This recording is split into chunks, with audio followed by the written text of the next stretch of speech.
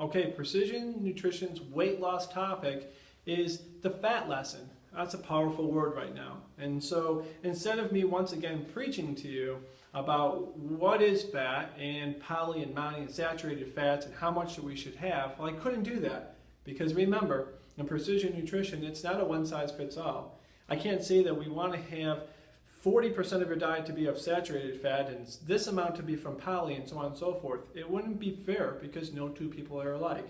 Awareness is critical. Here's a couple just simple things to identify, and we can make modifications and throughout our entire day to be consistent and efficient.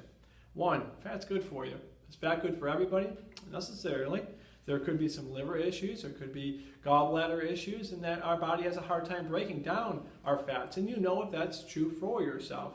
But for the most part, fat's good for our heart and fat's good for our brain health. And we can back that up with a lot of research.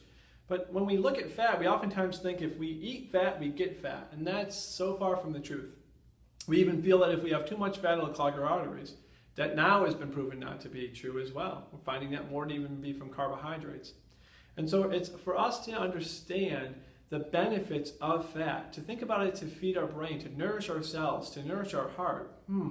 Maybe we should be having that throughout the day, from morning all the way through, as oftentimes we don't. We just put it into one meal.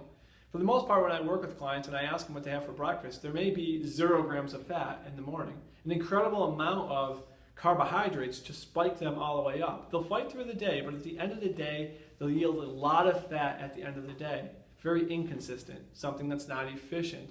And at that time, that fat's going to make them feel very sluggish too, because they just put it in all at once. And so I want us to be once again thinking, how can we have fat as it acts like a log to a campfire? It burns for an awful long time.